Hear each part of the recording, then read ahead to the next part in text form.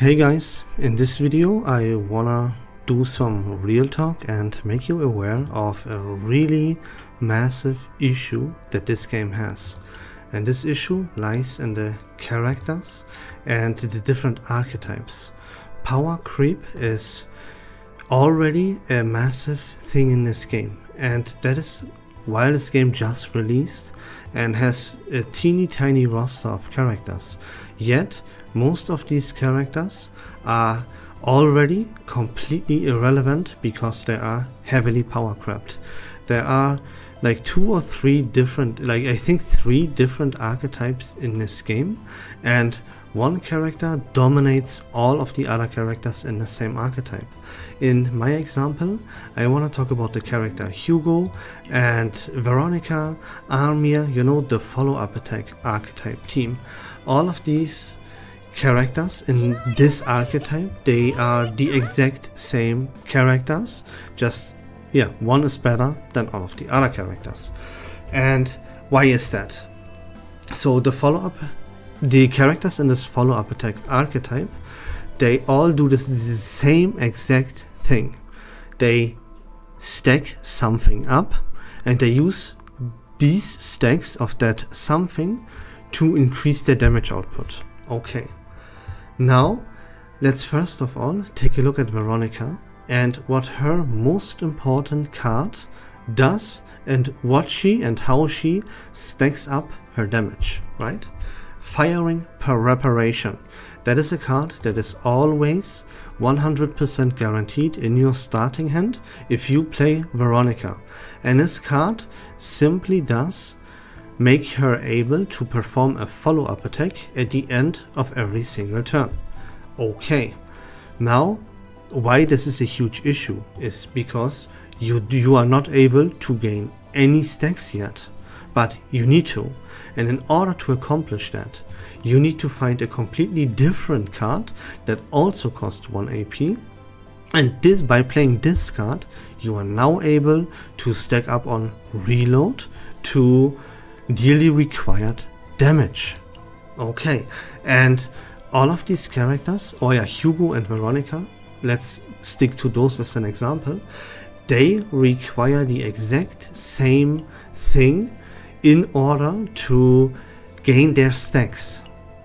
You have to have your allies play skill cards. Every time a character plays a skill card, one of your allies, you gain a stack of reload. Okay, keep that in mind. Now let's move on to Hugo and see why this is a character that does the exact same thing but much better. His most important card is called Hunting Instincts. You are guaranteed to have this in your starting hand. And this says, whenever an ally uses a skill card, you gain a stack. Boom.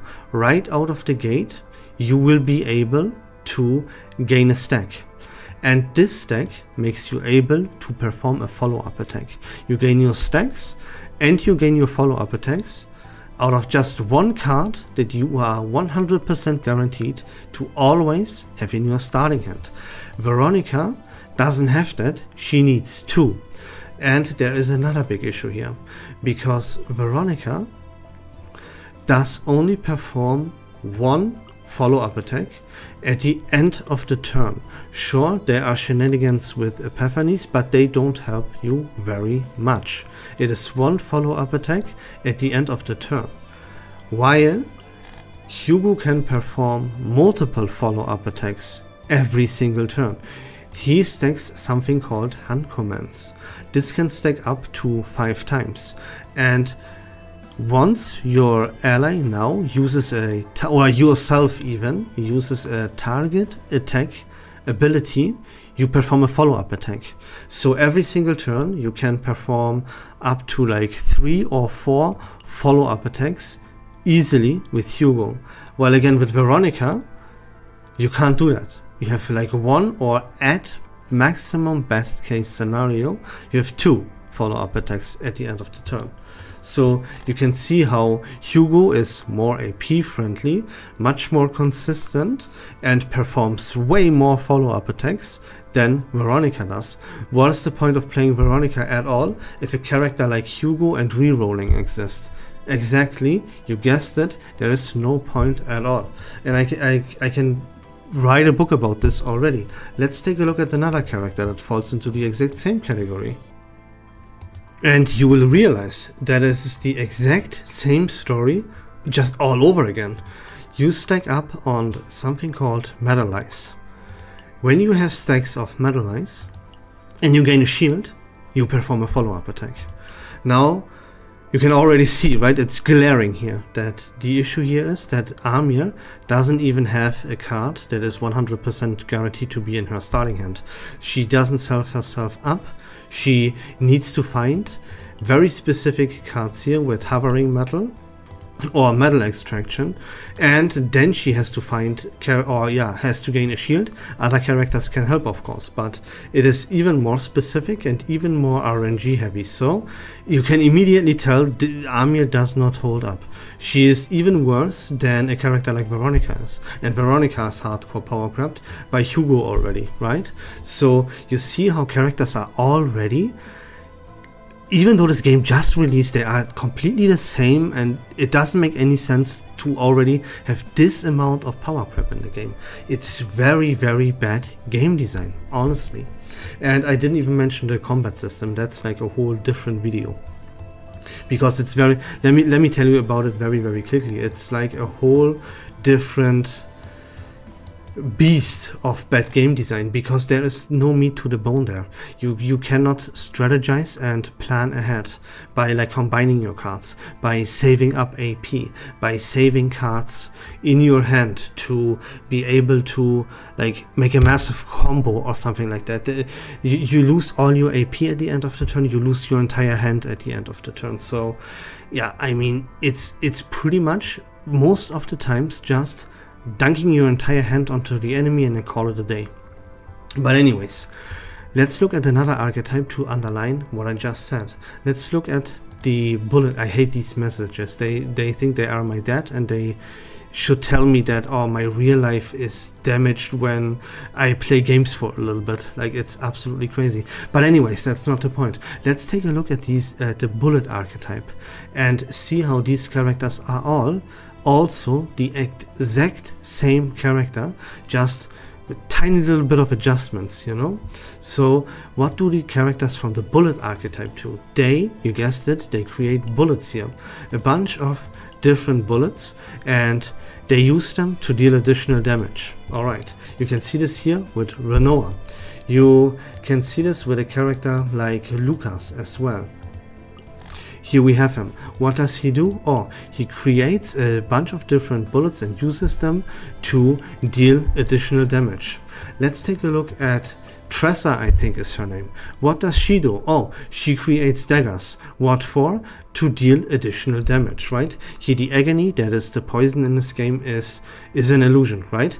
The bullets, they deal more flat damage, while this dagger here deals less damage but applies a little bit of poison to make it so that it is basically, at the end of the day, it's this exact same thing as a bullet. And you see how these characters are all similar. They use cards to create bullets, they use these bullets to deal more damage. They are all the exact same thing, right? And yeah, there is a defense-based damage archetype here. I don't even know how to call it, a defensive archetype or some shit like that. Yeah, they stack on damage taken reduction, and then they use skills, then they use these stacks, right, of damage reduction to deal more damage with their abilities. And that's really about it. You have 3 different archetypes. You have one character per archetype, like Hugo, that outclasses every single other character in the archetype, and that's who you build your team around.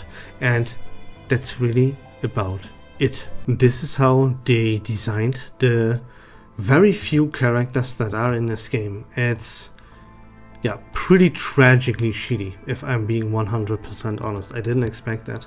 And of course, like, you can now say, oh yeah, but the skill trees and the epiphanies, they will change the characters, and you can't judge that right now. No, that is absolutely not true.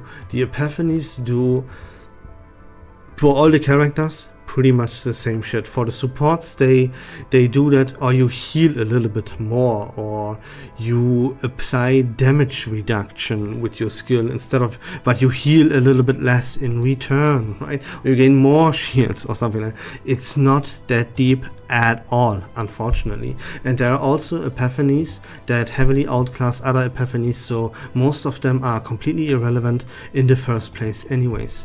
Then each and every character here has a skill tree that is, every single character in this entire game has the 100% same skill tree. Let me prove it to you. Here, the first 3 nodes: basic cards, damage, shield, gain, healing increased. Neutral cards, the same thing. Unique cards, the same thing.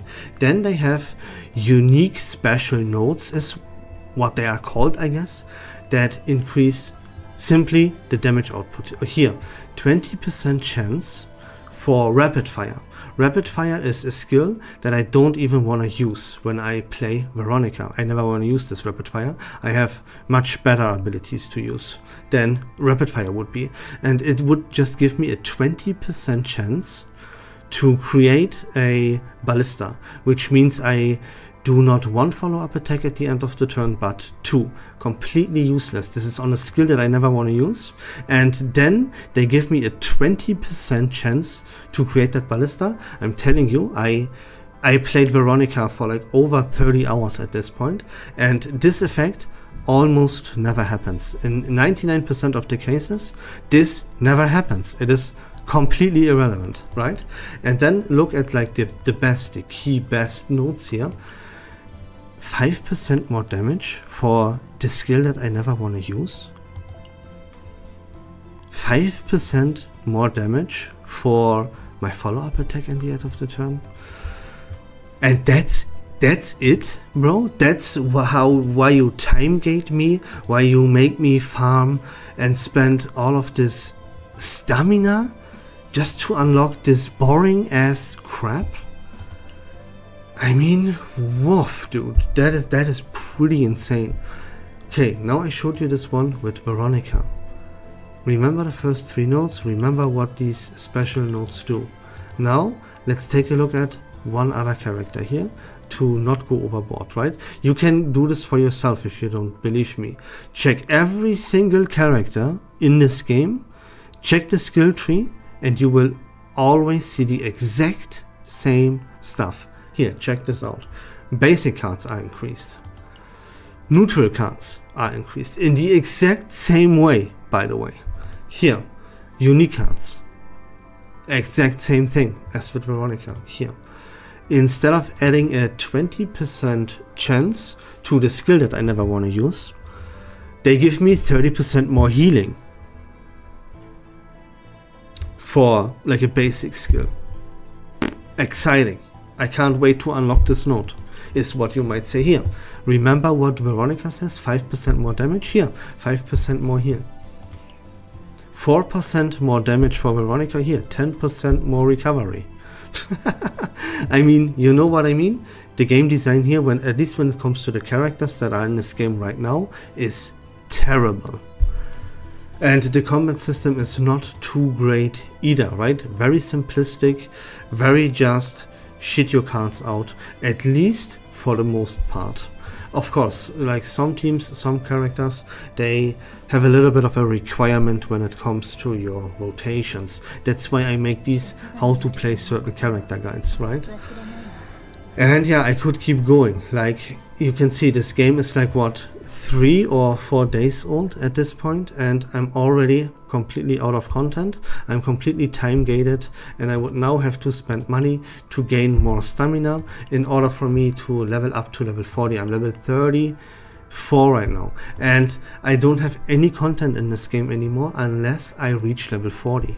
And to level up, I have to use stamina, which is extremely scarce, and we need stamina for like a billion different stages. Here in combatants, I need to farm like 6 different stages. Growth, I need to farm 2 different stages. For partners, I have to farm 6 different stages. For the skill trees, I have to farm 5 different stages. Like, I don't know where I get the stamina from, other from dunking money into this game, if I'm being honest. Otherwise, I cannot grade up my skill trees. I cannot grade up my partners. I cannot level my combatants. I cannot gain experience to level up my account, to unlock more content, so that I can actually play the game. You know what I mean? Like, it's already getting extremely crazy, and the game it just came out. Like, all this hype that this game had is absolutely not justified, right?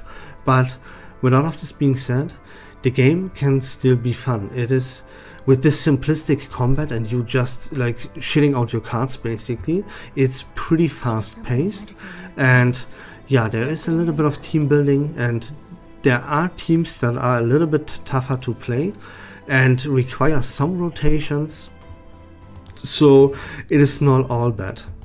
Then this chaos manifestation here, that is like the best part about this game, because here you get at least a little bit, a tiny little bit I should say, rewarded for actually playing the game.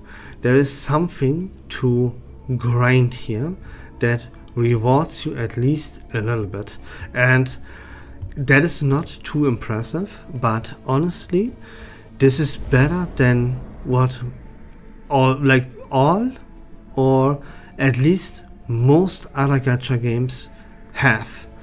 The most of the other gacha games, they turn really quickly into a maintain your account simulator, just as Chaos Zero Nightmare is already turning into. Like, after 1 week of this game, you will have nothing to do anymore. I guarantee you this 100%. It's day 3, day 4, I have nothing to do, right? I'm time gated, I'm like wallet gated, you know, like I don't know where to go with this. If it wasn't for this chaos manifestation mode here and giving me some content that is at least a tiny little bit worth to grind, I don't know if I would keep playing this game, but I will, don't worry, right?